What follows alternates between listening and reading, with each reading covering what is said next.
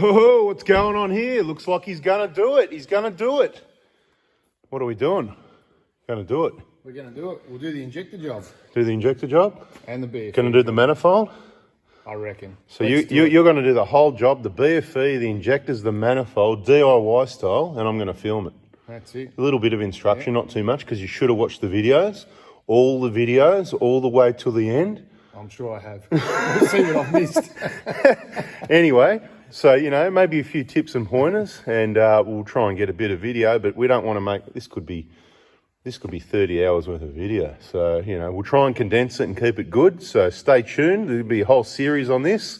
So bada bing. Right, so obviously the cover coming off, the intercooler coming off. So what's the first thing? Okay, talking about this, you know, watching the videos. So what I'm going to do, I'm going to go on my Facebook. I'm just opening up now. Right, do I need to show people how to work Facebook? Here we go. Right, so I'm on Facebook. You click, I'm clicking menu at the bottom right. Then it says groups here. So I'm click groups.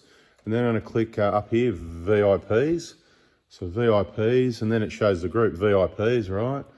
1.2k members. Then at the top here, see this magnifying, this is how you search. So you press search like that. So I'm going to press that search button over here, and then it comes up with this, right?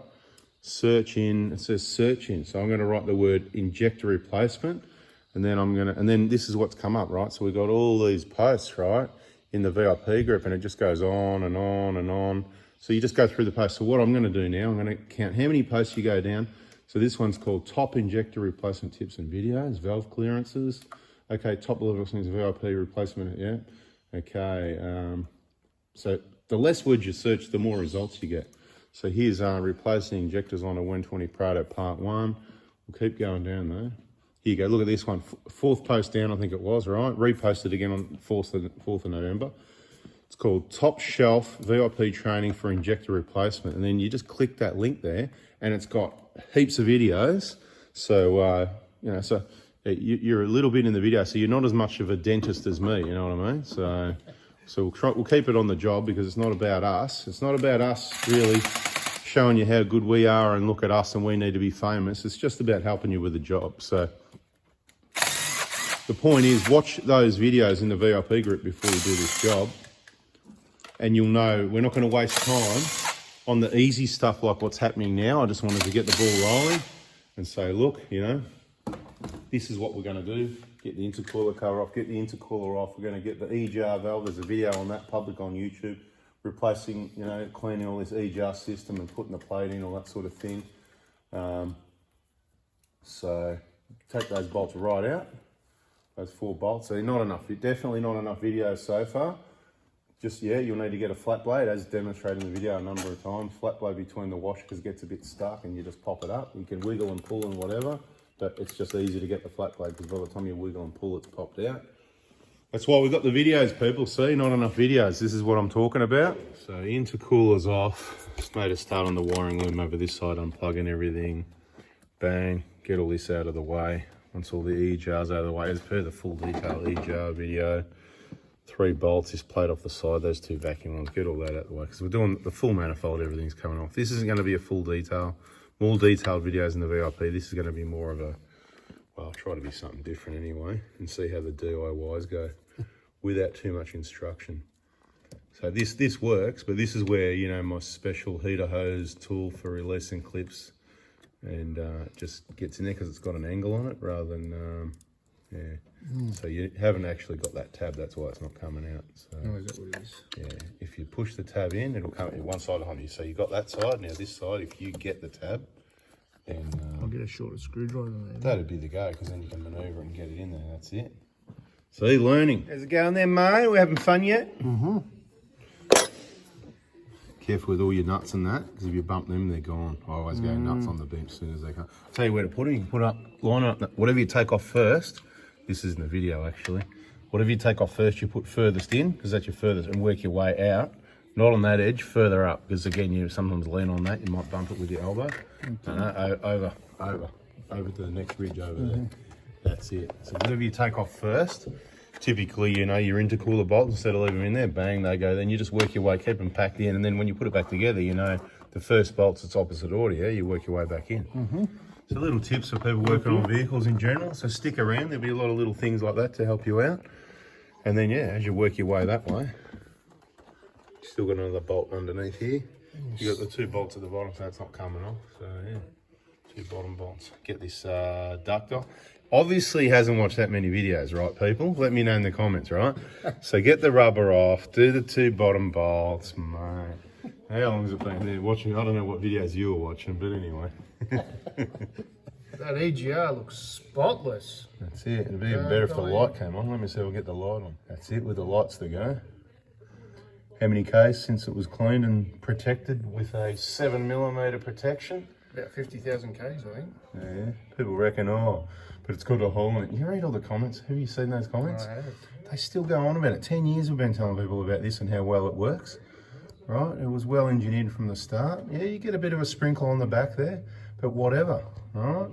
No, that's beautiful. It is, right? It works, right? The valve hasn't even got black on it. You know, you got a bit of spray up the side there. Well, at the end of the day, the bottom, the E-jar's coming in at that bottom, right there, and that, right there, right? That's where it's all coming in. So you're going to get something, but then you've got that small amount of oil just keeping things, you know, in here. Bloody beautiful. Keeping it all lubricated. Not what it's designed to do, but anyway. So you got the E-jar elbow off. That's good. What's going on in there? It's not looking too bad. Of course it's not bad. It's had the solution, you know, wink wink, you know, the solution. So yeah, what happens is you cleaned out the E-jar and what was probably just there, which wouldn't have been that much really. No, it wasn't too bad. Well, how many Ks was that at? Oh, about 100,000. What's it done now? 150, something like that, right? Yeah. So cleaned at 100, it's done 150. What year is this? 14. 14, yeah. The injector's a bit noisy when they're cold, it'll be worn nozzle needle, so a little bit earlier than the kilometres, but 14, it's 23, it's 9 years. We say 7 years, 170, ballpark, whichever comes first, but not always, because it's a 14, full DLC. So that's good. So not a big concern, but yeah, I did hear it also when it was cold, and yeah, quite, the cold noise is something, you know, where you go, yeah, well, let's just change the injectors, right? So what I'll do, I'll get this camera in there and have a look and we'll see what it looks like. So yeah, if it looks cleaner, you're doing it anyway. Like you said, you were doing it anyway, just to waste your time. And I call it a waste of time. Yeah, you just want to do it. You just want to pull the car apart.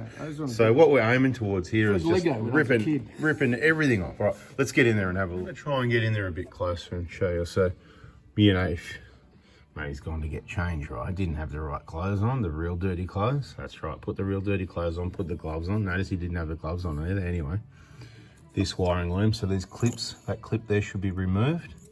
Just to get this wiring loom, and there's another one there, right?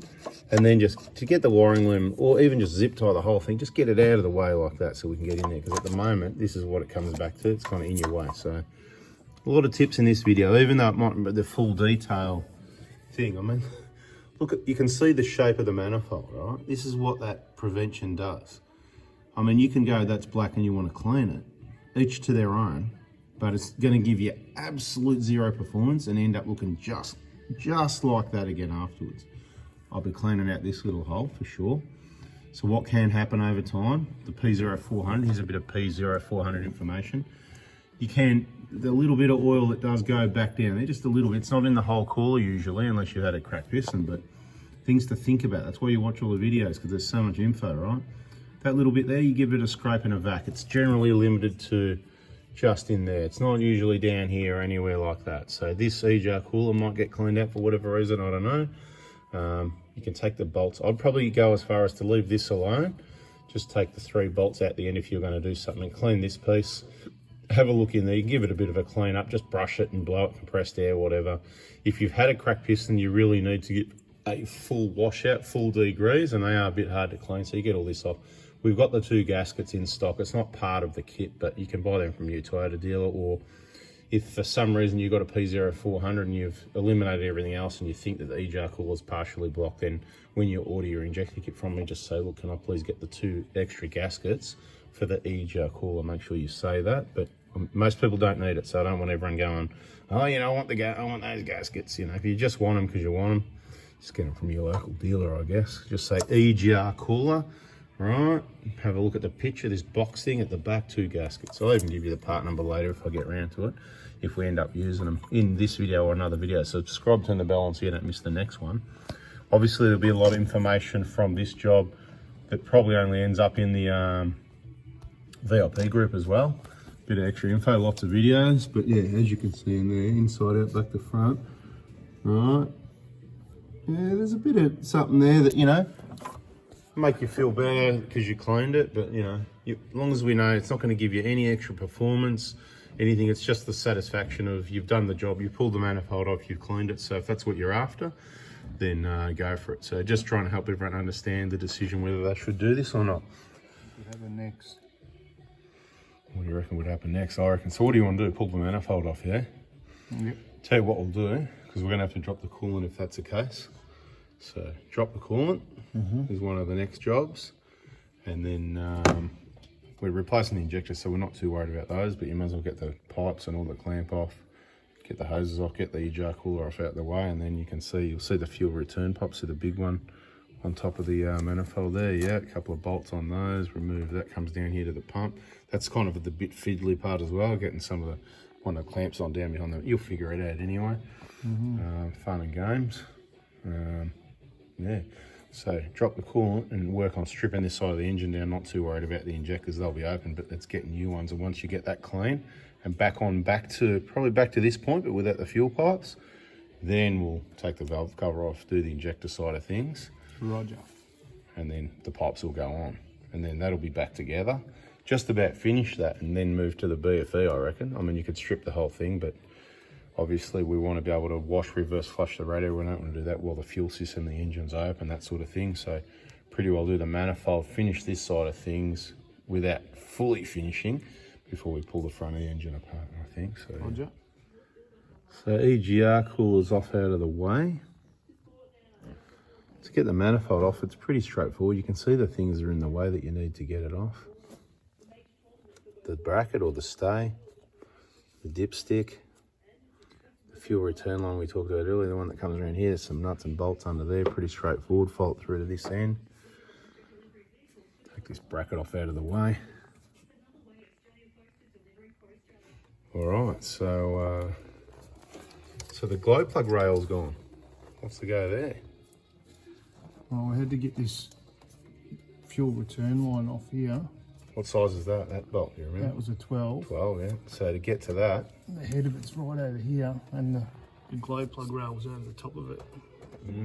so that's why we get the glow plug rail out of the way. It's good you put the nuts back on the glow plug so then you don't lose those. Beautiful. Right, so that's getting the bolts underneath the manifold. Beautiful. So glow plug rail off. You're taking that top bracket off. You haven't got to the stay on the manifold yet though, have you? I've just cracked that, and the bottom one. So yeah, the top one obviously will have to come out. The bottom one, I'd normally back it off like 2 or 3 turns. Yeah, it was a real bugger to get to, actually. So you're working on the fuel return line, just following it along, taking those bolts out now. Yeah, that's it till you get to this end. And you've got the clamp off the dipstick that we spoke about. Beautiful. Anyway, I think that's a video.